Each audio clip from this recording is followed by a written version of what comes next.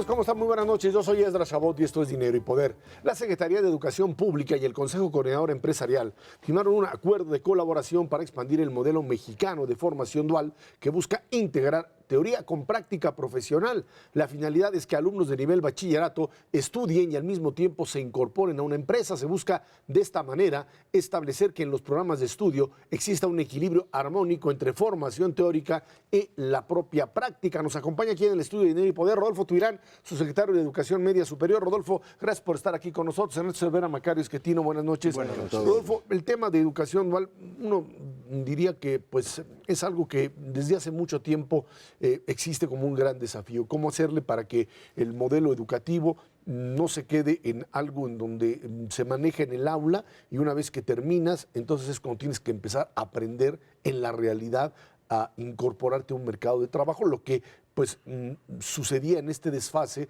es que finalmente muchos de estos alumnos no podían ser incorporados porque no sabían de qué se trataba específicamente el área en donde iban a ser contratados y en donde se suponía sabían qué es lo que tenían que hacer.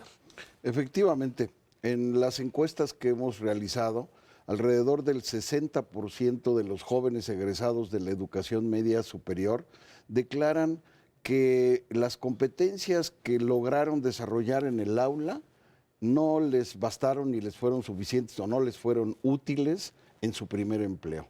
Y esto llama la atención porque efectivamente la educación media superior no está formando adecuadamente a los jóvenes, no despliegan adecuadamente sus competencias profesionales y eso se traduce en altos niveles de desempleo y subempleo para los jóvenes y sobre todo en muy bajos salarios y en una inserción precaria en la estructura productiva. Necesitamos frente a eso dar respuestas como la del modelo de formación dual, que desde mi punto de vista es una respuesta en la dirección correcta. Esencialmente el problema que tenemos es que hemos ensayado muchas modalidades de vinculación entre empresa y escuela y las modalidades que hemos ensayado no nos han ayudado a resolver este problema y este modelo, en mi opinión, es uno que desde mi punto de vista podría, una vez articuladas las diferentes piezas del rompecabezas, poder ayudarnos a resolver el problema. Estamos hablando de algo que, digamos, establecería, por un lado, una simultaneidad de conocimiento al mismo tiempo que generas la incorporación a un mercado de trabajo.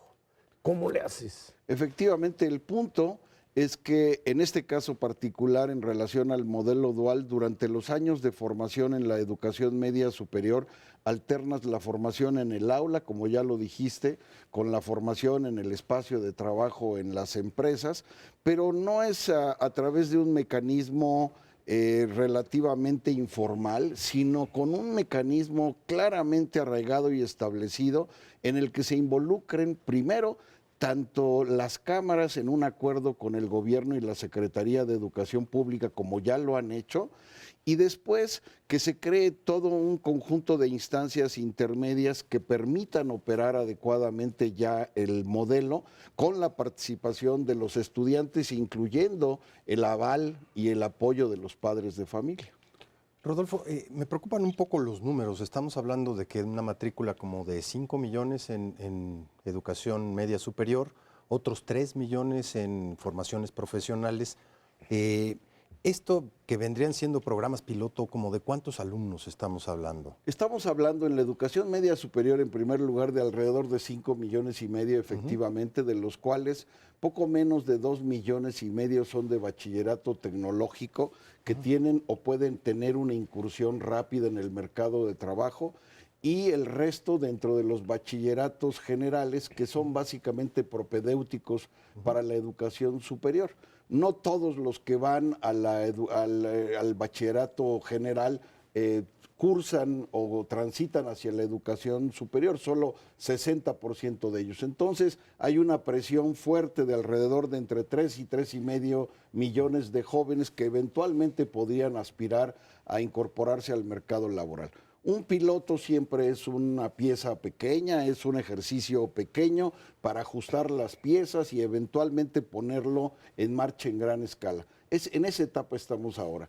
En este modelo han participado hasta ahora 400 empresas, alrededor de 4,000 estudiantes, y al mismo tiempo ya se han incorporado cerca de 130 planteles en un modelo conducido, operado por Coparmex y la Secretaría de Educación Pública.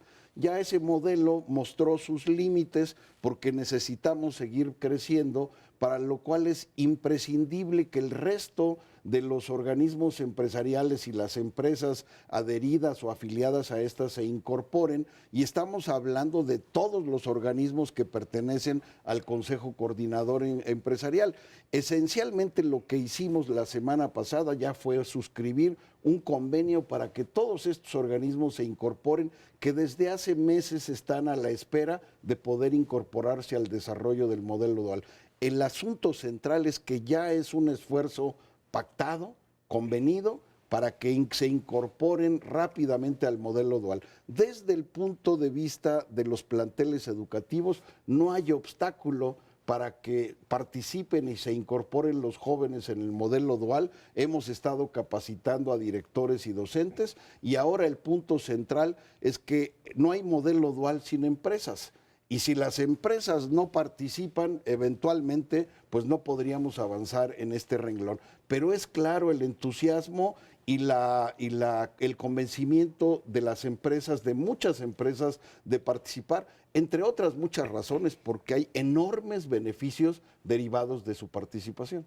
Oye, Rodolfo, pero más allá de la alternancia, que los muchachos estén en aula y que no sé cuántos días a la semana o veces al mes, etcétera, estén en la empresa, lo que requiere la empresa, ¿se vierten los contenidos que se les dan a los muchachos? ¿Ese también es parte del asunto? El modelo incorpora, por un lado, una figura de formador o instructor dentro de la empresa, para que los jóvenes vayan rotando prácticamente en cada una de las posiciones, y de acuerdo con los estándares de competencia, los jóvenes vayan desarrollando las mismas, por un lado.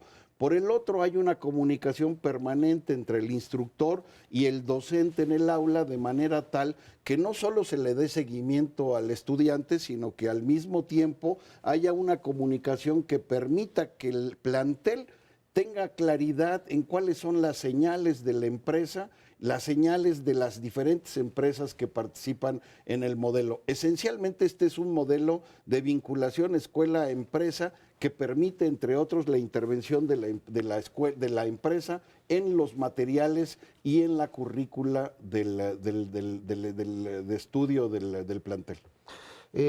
Doctor, muy curioso, pero uno de los problemas más serios que tiene México, según indicadores internacionales, es precisamente la educación terciaria. No estamos produciendo suficientes personas para puestos de dirección, para cuestiones técnicas. Durante muchos años se despreció en México la educación técnica específicamente. En el área que usted dirige hay, no sé, 40, 45 programas distintos de educación media superior, o lo sabía cuando empezó esta administración.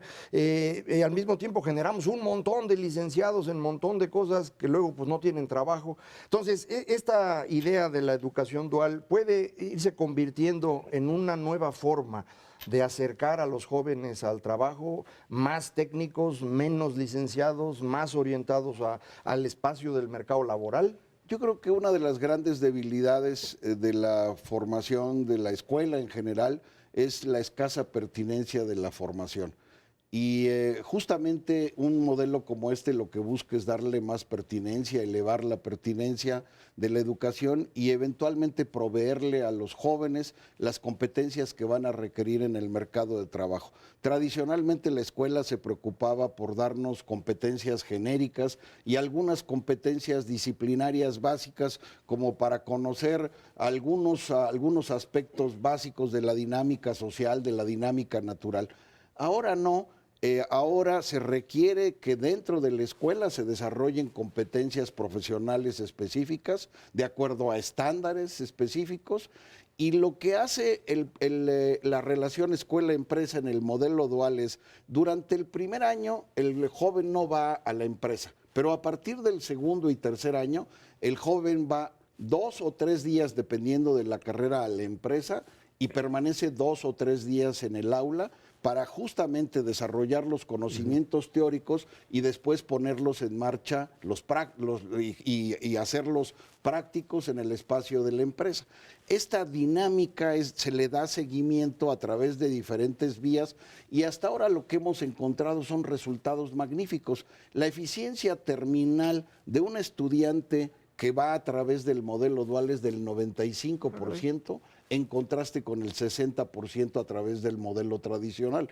Obviamente aquí hay una atención mucho más estricta, hay una atención que a su vez se expresa en la preocupación de la empresa por contar con jóvenes que tengan sólida formación, que contribuyan al aumento de la productividad, que limiten la rotación elevada que tienen muchas empresas de su personal. En fin, tienen una gran variedad de beneficios, pero los principales es que se traduce de inmediato en un incremento en la productividad, por un lado, y de la competitividad de la empresa. Y estos resultados son semejantes a los que se obtienen en Alemania, en Austria y en Suiza, que son países donde se han desarrollado estos modelos y donde, por supuesto, los hemos tomado como referencia y ajustado a la realidad nacional.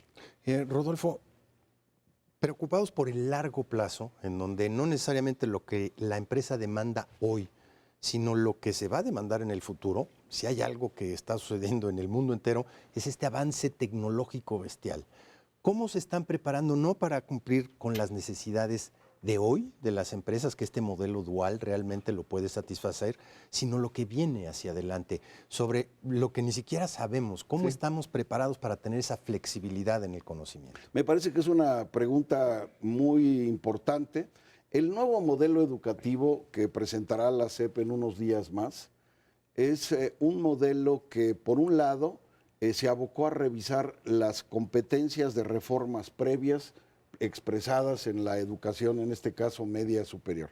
Lo que advertimos de inmediato fue la necesidad de actualizar esas competencias, porque como señalas, la velocidad y dinámica de cambio es extraordinario y necesitamos preparar a los estudiantes para adaptarse a esos procesos de transformación, por un lado, y para aprender a aprender. Y uno de los elementos que incorporamos en el nuevo modelo y en la formación de los jóvenes es la necesidad de desarrollar competencias de adaptabilidad, de flexibilidad, de innovación, de creatividad, de pensamiento crítico, de pensamiento complejo, que serán sus herramientas principales para encarar los desafíos que van a tener en puerta cuando se incorporen en los años siguientes al mercado de trabajo, o para aquellos niños cuando el mercado de trabajo y las empresas tendrán ocupaciones que hoy quizá no existen. Entonces, de ahí la importancia que tiene este tipo de formación.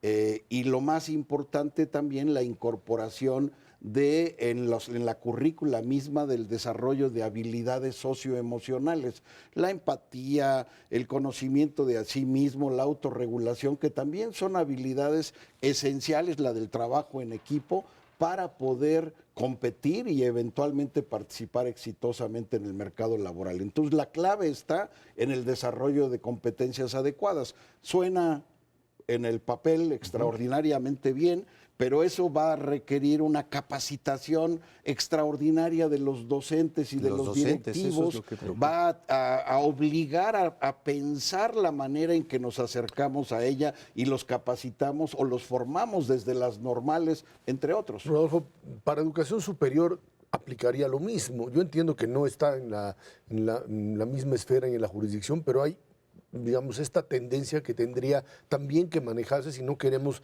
otra vez desfasar. Hay algunas instituciones que ya lo hacen, pero otras que todavía no. Totalmente. De hecho, en la educación superior tecnológica, las universidades politécnicas, las tecnológicas, los institutos tecnológicos funcionan con modelos de desarrollo de competencias para sus estudiantes en las diferentes áreas y, por supuesto, están claros de la necesidad de formar a sus estudiantes de acuerdo a sus posibilidades de adaptabilidad en el futuro, conforme las situaciones en los mercados laborales y en la realidad social también se vayan transformando, ¿no? Sí, a mí me parece que esto es precisamente la clave, la capacidad que se tiene en el sistema de ir creando estas competencias hacia adelante e ir reduciendo, creo yo, el número de salidas que tenemos, porque otra vez 40 planes para media superior sí se me hacen muchos, ¿no? Bueno, el punto aquí en este caso en particular es que el nuevo modelo plantea un marco curricular común único para los diferentes subsistemas de educación media superior, le da la posibilidad de atender sus particularidades en otro plano a través de una currícula complementaria, pero todos los alumnos de la educación media superior comparten un perfil de egreso y un marco curricular común, y eso es exactamente la solución a un problema de diversidad institucional que a veces abarca a más de 150 expresiones organizacionales e institucionales diferentes. Rodolfo Tuirán, su secretario de Educación Media Superior, muchas gracias por Ya se estar nos aquí con acabó el nosotros. tiempo. Ya se nos acabó Qué el lástima. tiempo. Vámonos a una pausa. Esto es Dinero y Poder.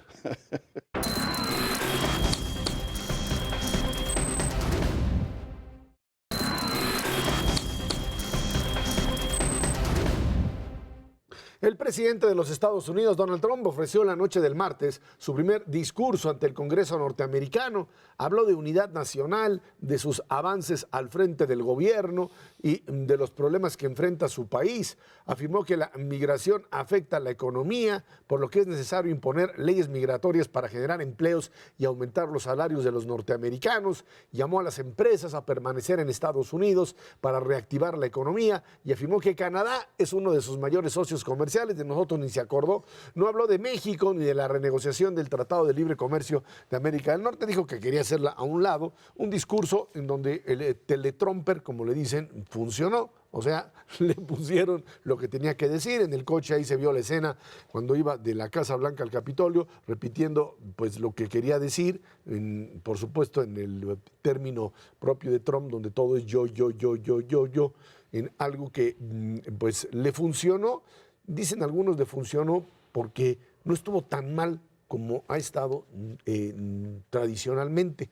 El discurso es un discurso de un presidente y de un proyecto proteccionista, nacionalista, xenófobo, que culpa a las minorías, que culpa a los mexicanos, que además empieza el discurso condenando expresiones antisemitas y expresiones xenófobas de grupos que él mismo ha, como se dice aquí en el argot, cilindreado, o sea, ha echado a andar en el juego político y que es el ambiente que él mismo ha desarrollado en este modelo bastante perverso de gobierno que quiere establecer.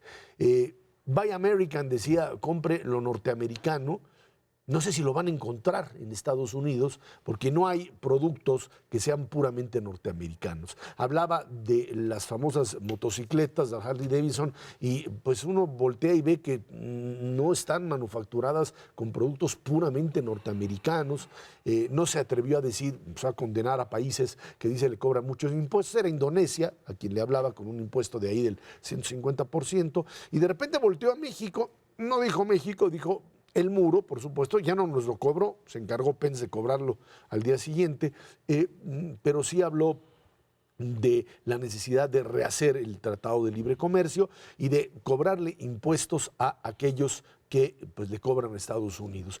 Honestamente, pues de los que se refirió al hablar de manipulación de monedas, pues ahí están, sus problemas son China, Indonesia, Japón, México no lo es. El problema de México es simplemente visceral, el odio que tiene hacia los mexicanos. Sí, creo que en el fondo su posición racista, que coincide con una cantidad importante de estadounidenses que ven los mexicanos, pues a quien echar la culpa de lo que a ellos no les sale bien y por eso le ha estado sirviendo. No son todos los estadounidenses, no son ni siquiera todos los que votaron por Trump los que piensan eso, pero hay un grupo muy importante en esa dirección. Yo no pude escuchar el discurso en el momento que ocurría, porque venía yo en un avión, y cuando bajo, pues lo que vi fue las opiniones de todos los comentaristas estadounidenses, gente seria que normalmente lo criticaba y decía, se vio presidencial. Al otro día pude ver el discurso y honestamente lo presidencial era el traje que tenía, muy bonito, muy buena corbata. Me sorprendió que se acordó de que está casado y mencionó a su esposa, algo que nunca había hecho. Fuera de eso, es exactamente el mismo Donald Trump de siempre. Moderó un poquito el discurso porque lo tenía impreso, lo tenía en su teletromper, como dices. A veces incluso se le iba la emoción de sus palabras, porque hay que acordarse que él realmente eso es lo que hace, transmitir mucha emoción al grupo de sus seguidores.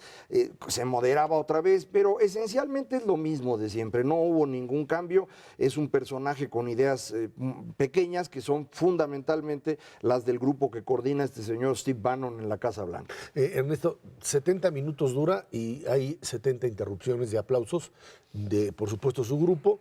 El otro lado, el demócrata callado, algunos bus por ahí, muy pequeños, algunos señales, señales para abajo, mujeres vestidas de blanco, de protesta, y la utilización verdaderamente perversa de utilizar a los caídos, a soldados que mueren en una operación, o el soldado que muere en esta operación en Yemen. Y no se puede contener el señor Trump, que eso me parece muy importante, porque le aplauden a la viuda, por supuesto, en esta, pues a mí me parece verdaderamente terrible utilización de una tragedia, y le dice, estará este soldado allá viéndonos en el cielo, diciendo que rompió un récord, el récord de aplausos. Lo que le importa, el problema verdaderamente de un presidente que está más interesado en el aplauso y en su propia figura que en la necesidad de gobernar. Sí, es terrible. La utilización de ese tipo de artimañas es de un nivel increíblemente bajo. Y más allá de eso, yo creo que plantearon las cosas un poco como las calificaciones para las Olimpiadas de aquellos países que no pueden mandar a muy buenos atletas. Si uno compara los discursos inaugurales en el Congreso de presidentes anteriores, la verdad es que son muy buenos discursos. Y la barra para los que saltan altura, pues es 2.40. Cuando te lo ponen a 1.50 con tu gente que te aplaude a rabiar, cuando lo único que tienes que decir es seamos un poquito más unidos, cuando le dices a los demócratas, pues hay que tratar de aprobar algo sensato en lugar de este discurso, pues pasó ahí de panzazo. Brincó la barra de 1.50, no la de 2.40. Sí está más presidenciable, pero no es todavía ese discurso que verdaderamente pueda unir y pueda poner cosas sensatas, inteligentes sobre la mesa. Evidentemente la referencia a México única fue la parte del muro. Sin duda alguna quedan ahí sobre la mesa miles de asuntos vinculados con el libre comercio. Ya no sabemos específicamente, y esa yo creo que es la incertidumbre mayor, quién es el que habla por los secretarios o qué discursos dicen los secretarios al día siguiente de que él dice una cosa. Y esa incertidumbre hacia adelante es lo que puede acabar con relaciones enteras, con inversiones enteras, con pronósticos y desarrollos de largo plazo. Este discurso específicamente no aclaró en lo absoluto o no mejoró el grado de incertidumbre que había antes, especialmente en México en materia económica, en 3 frentes fundamentales. Ni en migración. A final de cuentas, todo el discurso que dijo se está contraponiendo a todos los actos específicos que ha venido tomando, ni en materia de libre comercio, que su discurso es claramente antagónico, claramente en contra del libre comercio. Pues hasta nos da temor cuando dice, les vamos a cobrar impuestos a los que nos cobran impuestos, pues el arancel que tiene México con ellos es cero, y el que ellos tienen con nosotros es cero. Eso se llama justicia económica y haber hecho un tratado de libre comercio justo para ambas partes, y no aclaró tampoco la parte de inversiones y política fiscal. Y eso es fundamental en nuestras relaciones. En realidad no aclaró nada, ¿no? Es decir, repitió lo mismo de la campaña. Él va a resolver los problemas porque pues él sabe cómo hacer estas cosas.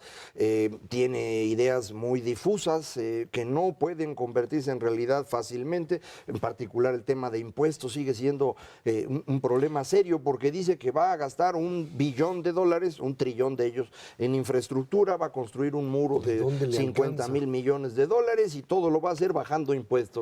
Ándale, güey, pues ¿cómo? Eso no sale. Ya, y entonces, ya dijo, de los 50,000 millones de dólares que va a costar el muro, ya consiguió 20. 20 millones, 20, no 20 mil, no 20 millones. Es como el punto 001. No, pero el problema es ese, no hay concreción, y en consecuencia esto empieza a complicar las cosas. Ejemplo, las bolsas de valores en Estados Unidos le han estado apostando a este plan en el cual bajan los impuestos. Si resulta que no bajan como está esperando la bolsa, va a caer. Yo estoy seguro que va a haber una una caída en la bolsa, no una tragedia, pero sí una caída. No va a tener cómo convertir en realidad este border tax, porque va en contra de la Organización Mundial de Comercio y no lo podría hacer. Entonces, yo creo que está hecho bolas. Y porque tiene un adversario fenomenal que se llama el Partido Republicano. Un partido republicano que, si bien en las dirigencias aparece como pues tolerante, aceptando y dándole la confianza, a la hora que empiezan a sumar los votos, los propios representantes locales, todos los que están en las zonas fronterizas, Arizona, Nuevo México, California, por supuesto, etcétera, toda esa gente le dice, Iowa, Kansas. esos que no son fronterizas, pero que de todas maneras están vinculados, dicen, no puedo aceptar la instrumentación de este tipo de impuesto porque me matas todo lo que sería la estructura productiva de esta zona. Y en ese sentido, no hay forma de conciliar baja de impuestos con otro impuesto que pueda equilibrar, y vuelven a otra vez a repetir lo que de por sí los republicanos han manejado como una falacia, esta idea de que tú bajas impuestos para que se genere actividad económica y esa actividad económica te alcance para generar impuestos, no existe, no funciona, es falso. Lo hizo Reagan y no le funcionó, lo hizo Bush y no le funcionó, y ahí vienen los demócratas a jalar para tratar finalmente de establecer equilibrios. ¿Que hay déficit? Sí, que lo tuvo que hacer Obama y aumentarlo porque le dejaron una economía quebrada en 2008, es cierto, pero ahora, como lo están planteando, reducirlo con este mecanismo, lo único que van a generar es un mayor déficit. Sí, más allá de los impuestos, que tienes toda la razón, hay otros problemas como migración. El otro día veía yo la nota, 250,000 trabajadores de la construcción en Texas son inmigrantes mexicanos que no son legales. Si les aplicas la ley así nomás, ¿quién va a hacer el muro? Deja quién va a hacer el muro, quién va a construir las casas en Houston. Es O los edificios. Exacto. Una cosa última. El verdadero enemigo importante de Donald Trump hoy, más allá del Partido Republicano, es la comunidad de inteligencia. Se ha peleado tanto con ellos y ellos son los que están coordinando el ataque en su contra, que hoy se va sobre el señor Sessions, el procurador general, y que se va a ir moviendo cada vez más ampliamente hasta que lo destruyan. Hay gente con la que uno no se debe pelear, los espías son unos ¿Dijiste de inteligencia o de inteligentes? Inteligencia, No son los De inteligencia. Y ese es un punto sin duda importante. Y el otro es básicamente el hecho de que esta serie de acciones que ha estado manejando de buscar culpables por todos lados lo lleva a absurdos terribles. Buscar en los migrantes que es falso que sean por su propio trabajo ilegal los que bajen salarios, porque no están compitiendo contra un salario, contra un trabajo formal, están compitiendo con trabajos que no hacen en los Estados Unidos y que no existen en los Estados Unidos. Esa es una parte. Y luego convertirlos en los criminales.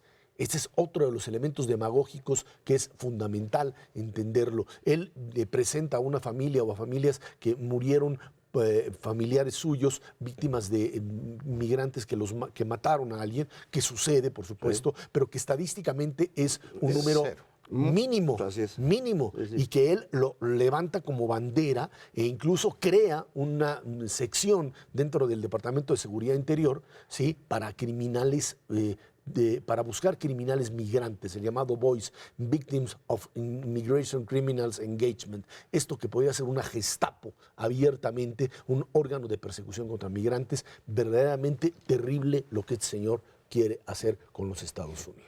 Confiamos en que la comunidad de inteligencia lo vaya destruyendo poco a poco y en la incapacidad que tiene de convertir en realidad muchas de sus ideas, porque no es nada fácil, ¿no? Vámonos a una pausa. De regreso platicamos con usted sobre economía mexicana, lo que sucede en Petróleos Mexicanos y en la Comisión Federal de Electricidad. Esto es Dinero y Poder.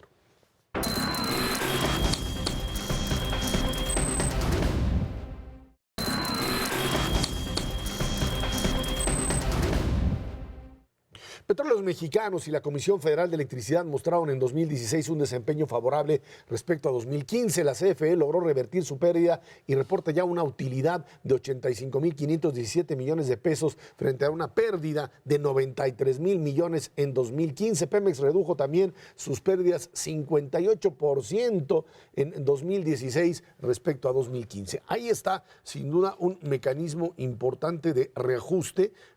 Pemex sigue siendo una empresa que pierde, pero CFE ya tiene ganancias, pero yo creo que las calificadoras tendrían que estar contentas con el caso tanto de Pemex como de CFE, en donde tanto en el tema pensiones como en el tema de la operación misma, ya vas en una línea totalmente distinta de la que teníamos hasta ahora, Ernesto. Sí, sin duda, en el último trimestre del año pasado el gobierno federal sacó la chequera, absorbió una muy buena cantidad de deudas que tenían en ambas empresas y eso mejoró notablemente la posición.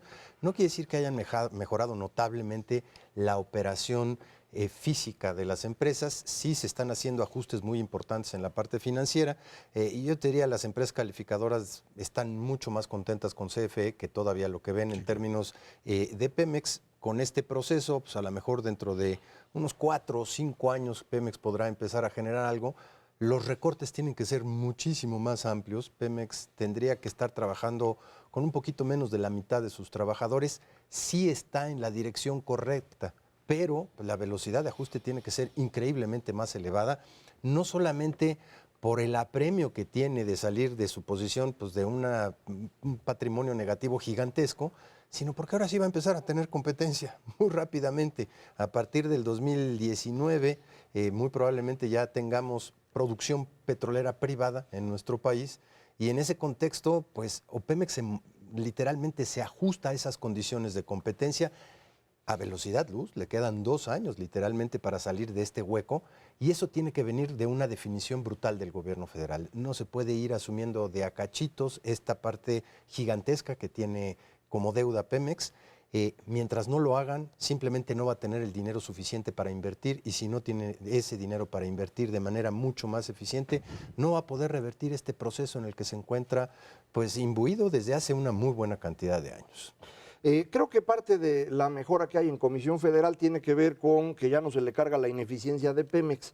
Es decir, lo que estaba haciendo era recibir su insumo principal, que es fundamentalmente gas, hay todavía un poco de combustóleo, y lo tenía que pagar a lo que le vendía Pemex y tenía que venderle la electricidad a las personas a un precio relativamente bajo, porque esa había sido la idea del gobierno federal. Creo que lo estaban ahorcando y ya dejaron de hacerlo y regresa a tener utilidades positivas y eso es bastante bueno. Operar como empresa. Sí, sería bueno que efectivamente la dejaran operar como empresa e hiciéramos lo mismo que en Pemex. Claro. Así Eso como no se va a liberó pasar. el precio Claro. de gasolina o estamos en el proceso de ello, que se haga lo mismo con la electricidad para que no tengamos este tipo de problemas más adelante.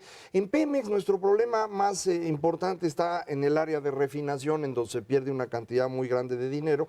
Se ha estado mejorando un poco. De hecho, lo que se hizo para perder menos el año pasado fue refinar menos en México. Eso es parte de Eso lo sí, que se por eso hizo. es la ganancia. Entonces, por eso nos conviene a veces importar más de lo que nos conviene producir aquí, porque no es buena idea. Tenemos varias cosas que está haciendo Pemex que probablemente debería dejar de hacer lo más pronto posible, incluyendo fertilizantes, por ejemplo, donde crearon nuevamente un área para ello que yo creo que no tiene sentido. Y aprovechando el viaje, convendría echar una revisadita qué fue lo que se hizo en los años anteriores, porque pues ha estado saliendo información sobre la administración del señor Lozoya y pues cada vez es más confuso qué fue lo que pasó ahí. Sí convendría que nos explicaran bien qué se hizo en Pemex, porque sí fue creciendo la pérdida en ese lapso y no estamos hablando de perder 2 pesos, No, estamos hablando de cantidades pérdidas sí, importantes. de cientos de miles de millones de pesos. Ahora, los datos que aparecen en los primeros 2 meses del año, tanto de, por supuesto, entrada de remesas que hemos visto que ha sido en aumento, como el tema consumo, está esta perspectiva de Banco de México de disminuir el crecimiento por la incertidumbre de Estados Unidos, pero parecería ser que tanto la máquina de consumo como lo que es la dinámica que se tenía al finalizar el año pasado sigue trabajando, o sea, se sigue moviendo. Esta idea de que pues se iban a paralizar o que se han paralizado inversiones, que sin duda está ahí presente, no la tenemos, por lo menos no con la intensidad que uno hubiese supuesto iba a suceder ante el fenómeno Trump y todo lo que estamos viviendo, ¿no? Las inversiones están paradas, pero desde el 2016. Desde enero de 2016, la tasa de crecimiento de la inversión privada en nuestro país global, externa más la privada, fue 0% el año pasado.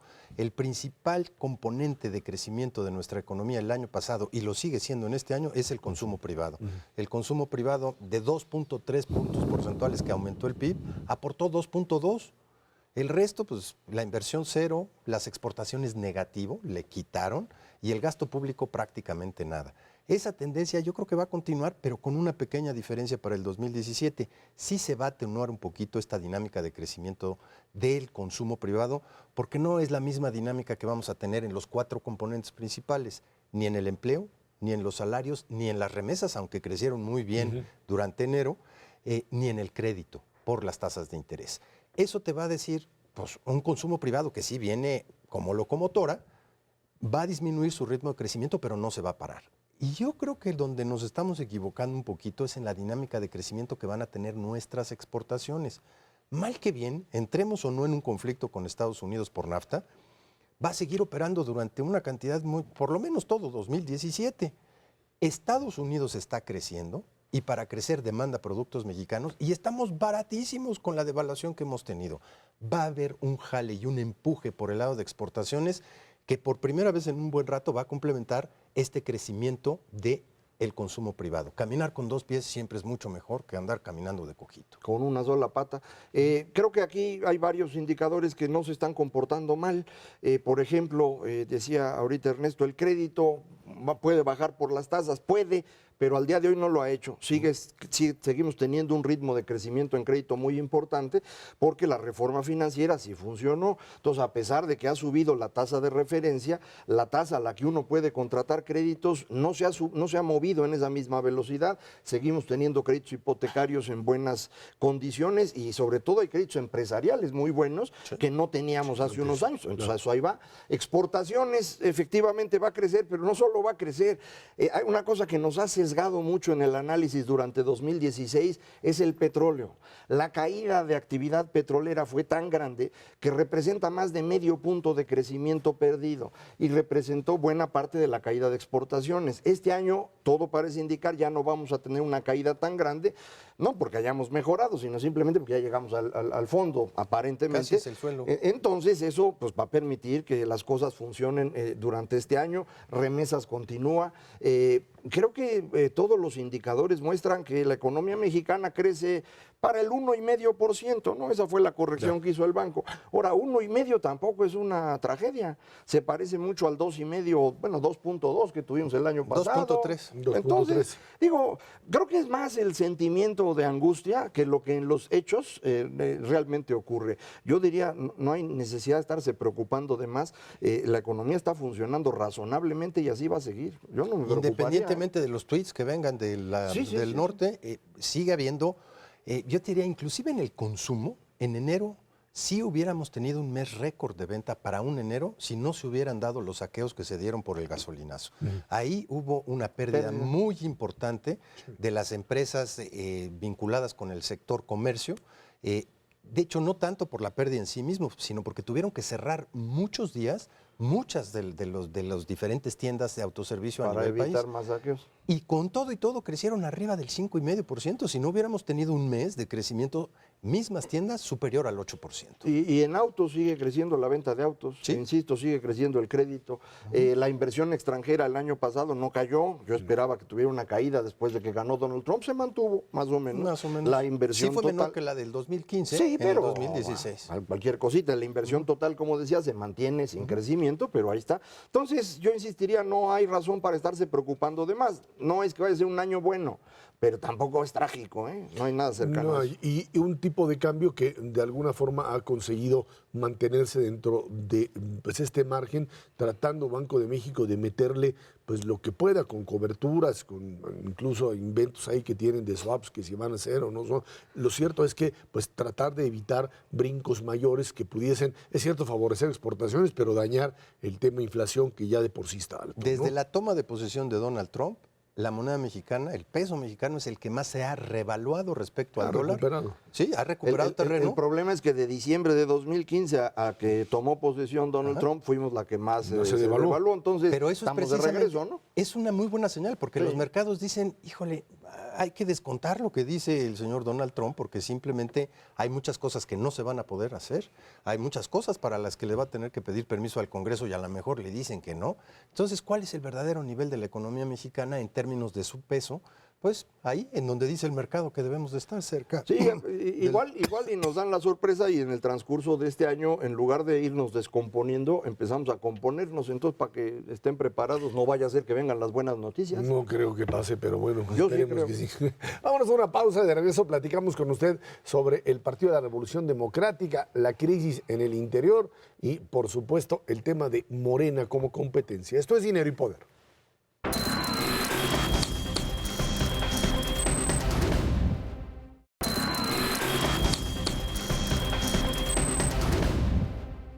El coordinador de los senadores del PRD, Miguel Barbosa, anunció que rumbo a 2018 su apoyo se lo dará a Andrés Manuel López Obrador y advirtió que además no se va del PRD ni de la coordinación de la bancada. Sobre Miguel Ángel Mancera dijo que no le dará su apoyo, ya se lo había dado, pero dijo que él no ha creado ningún tipo de proyecto rumbo a la elección presidencial. Había dicho Barbosa, primero, que Mancera era una buena opción, que tendría que ser, podría ser un buen candidato, que López Obrador además era alguien que solamente dividía y de repente, ya ve usted, la magia de los políticos, brincan de un discurso a otro y desde el interior del PRD, desde el Senado, en donde pues ahí dicen que los impulsó, quién sabe si los impulsó o no, pero hay que recordar que el Senado perredista pues se ha ido desapareciendo, se han ido muchos de ellos, unos a Morena, otro incluso hasta al PRI. Hay un senador, Sofío Ramírez, que se fue al PRI, otros eran independientes, Armando Ríos Peter, una desbandada en otra crisis dentro de la izquierda, hoy otra vez por definir un candidato, en esta lógica donde el tema es López Obrador o no López Obrador, como diría Shakespeare, ¿no? Sí, yo digo, no sé cómo se les diga ahora, antes a este tipo de personas se les llamaba traidores, es decir, uno no puede estar en un partido y apoyar al candidato de otro partido, eso no tiene ningún sentido. No habría ningún problema si el señor Barbosa dice, oye, ya me voy a irme a Morena y apoyo a López Obrador. Pero estar en un partido y estar impulsando al candidato de otro, que además es un personaje que había salido de este partido y se salió porque se peleó, bueno, pues esto realmente es muy poco defendible. Creo que el señor Barbosa pues tendrá que defenderlo frente a sus seguidores, frente a la opinión pública le va a costar mucho trabajo y esto muestra también las dificultades que tienen los partidos políticos para administrarse a su interior. Por ejemplo, Acción Nacional, los coordinadores en las fracciones parlamentarias son designados por el presidente del partido, en el PRI hay un mecanismo parecido y aquí en el PRD no, el PRD lo eligen las personas. Entonces, dado que varios de los senadores del PRD están en la misma lógica, el señor Barbosa de irse a apoyar a López Obrador, no lo pueden quitar de la coordinación. Entonces, estás en una situación terrible como partido político. Creo que este es, lo habíamos comentado antes, uno de los elementos más interesantes de esta campaña hacia 2018. ¿Qué va a ocurrir dentro del PRD? ¿Qué va a ocurrir en Morena? ¿Cómo se va a reconfigurar la izquierda? Y esto, pues, creo que va a ser muy ilustrativo la elección del Estado de México para ir entendiendo cómo se acomodan las fuerzas rumbo a 2018. Pero en cualquier caso, yo insistiría, creo que esto es algo que está muy lejos de la ética política en cualquier país del mundo, pero aquí a lo mejor somos distintos, ¿no? Al margen del resquebrajamiento que está sufriendo el PRD, yo creo que es muy ilustrativo que haya este tipo de peleas, porque aunque la intención de voto para el PRD haya ido disminuyendo brutalmente, las encuestas de diciembre lo ubicaban en aproximadamente 11%, ahorita las encuestas los están ubicando en 5 o 6 puntos porcentuales. Esos 5 o 6 puntos porcentuales siguen valiendo muchísimo en el Estado de México y en la elección del 2018. Y este tipo de peleas, este tipo de infiltraciones o de salidas, pues lo que dicen es vamos a pelear por esos 5 puntos porcentuales, ya sea para jalarlo hacia una alianza con, potencialmente puede ser el PAN, o hacia una alianza con Morena, o hacia no una alianza en favor del PRI. Esos 5 puntos porcentuales, curiosamente, del partido que tiene más problemas en estos momentos en términos de su dirigencia y de su cohesión interna, pues son los que más valen en el contexto de la dinámica política que estamos viviendo. Creo que el Partido de la Revolución Democrática tiene que definir dos cosas. Uno, primero, y lo va a hacer este domingo, ¿qué hace en el Estado de México? Si tiene un candidato propio, si hace lo que muchos llaman el voto útil y pues termina apoyando a qué candidato, dado el pleito que tiene con Morena. ¿A qué podría- candidata, no? o a Porque qué pues, opciones candidata, entre PAN y Morena el pues, son PAN y dos Morena candidatas, son dos ¿no? candidatos, tienen razón, no van a votar por el PRI, pero No, bueno, no lo entonces creo. estarían pensando en un apoyo a Acción Nacional.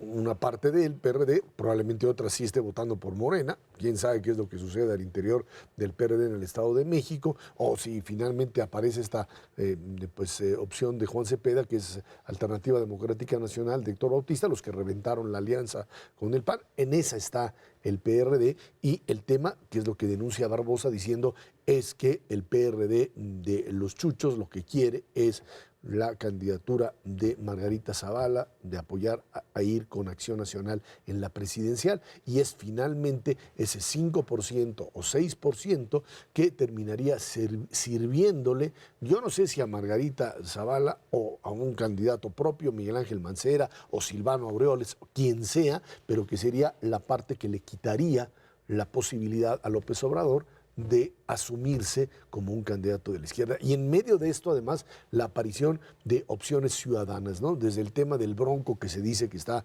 allá en Nuevo León construyendo candidatura con cierto apoyo oficial, llamémoslo así. Que atienda la influenza primero, hombre.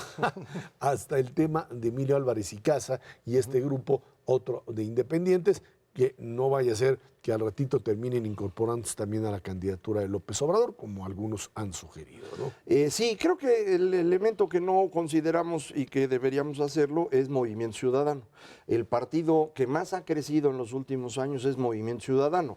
Muchas personas dicen es Morena, pero realmente Morena en el fondo es López Obrador y no ha recuperado ni siquiera su votación normal, que es de cerca del 18% a nivel nacional, tal vez 20%. Todavía no llegan ahí, entonces Morena realmente no ha crecido. En cambio, Movimiento Ciudadano pasó de ser un partido de 2%, 1,5% a ser uno de 7%, y que puede resultar un espacio de salida para muchas personas que en el PRD ya no se sienten bien, pero que tampoco quieren ir a caer a los pies del López Obrador, y en consecuencia pueden moverse hacia allá. Entonces, este partido puede ser muy relevante. Vamos a ver, en Estado de México ellos pensaban lanzar un candidato propio, no sé si ya lo estén dirimiendo esto, Tendría que pero ser también rumbo, este fin de rumbo a semana. 2018 van a jugar por su parte, y esto creo que va a ser muy interesante. Entonces, no es nada más PRD Morena, creo que Movimiento Ciudadano es otro de los elementos en la izquierda que hay que considerar, porque si las cifras que daba hace un momento Ernesto son correctas,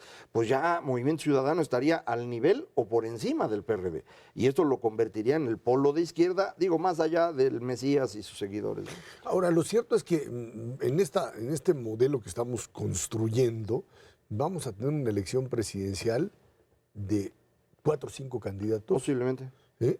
Con votaciones del 25 al 30%. Ahí es donde ya no estoy de acuerdo. O sea, A ver. pueden ser muchos candidatos, pero lo que ha ocurrido en ocasiones anteriores es que se polariza entre dos la elección. Así ha sido desde el año 2000. Como y no nos los permiten demás se hunden, como ¿no? no nos permiten las segundas vueltas, pues las hacemos de facto en desde la primera. Exactamente. Y el voto útil, pues es el que empieza a jalar precisamente en esta carrera parejera hacia el final. Sí, y además no es al 2018, la carrera presidencial ya empezó, o sea, literalmente en todos los partidos, tiene que haber una definición de los candidatos durante el segundo semestre de este 2000. Después de la elección del Estado de México. Inmediatamente después se empiezan a destapar, y entonces empieza pues esta labor del Instituto Nacional Electoral de ver hasta dónde puede contener bajo las nuevas reglas, pues que es una cosa verdaderamente irrisoria. Habrá que ver qué es lo que finalmente se establece como reglas o modificaciones que se puedan hacer a la ley electoral. Yo ya la veo prácticamente imposible en estas condiciones, pero lo cierto es que pues después de la elección en el Estado de México, dependiendo del resultado, podemos ver los movimientos. El PRI tendrá que decidir si finalmente gana la elección en el Estado de México o no, qué es lo que hace con su propio candidato. Los propios panistas, en esta lucha entre Zavala, Moreno Valle y Ricardo Anaya, que creo que ahí es donde está los grandes choques internos, y a ver si pueden salir con un candidato de unidad.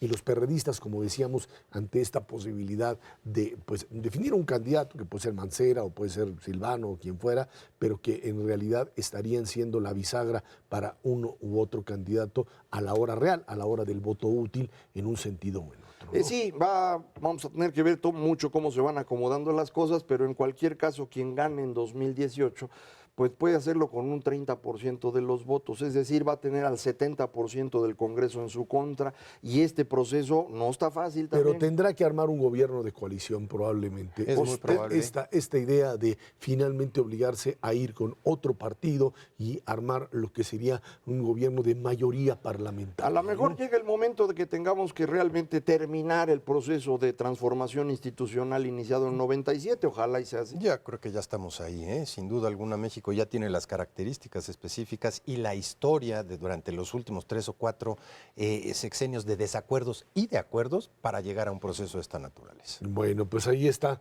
el escenario todavía y la semana que entra tendremos, por supuesto, más noticias. Gracias a Vera Macaros, que muchísimas gracias. El día de hoy mandamos una felicitación, por supuesto, a nuestro canal. El Canal 11 hoy cumple 58 años, televisión pública, televisión del Politécnico Nacional, televisión plural, televisión independiente, sin duda alguna. Muchas felicidades. Gracias a Vera Macaros, que muchísimas gracias. Gracias a usted que nos ve y nos escucha aquí en Canal 11 todos los jueves, Dinero y Poder. Estamos en la radio Noticias MBS en el 102.5 del FM de lunes a viernes de 5 a 7 de la noche. Por nuestra parte, muchísimas gracias y muy buenas noches.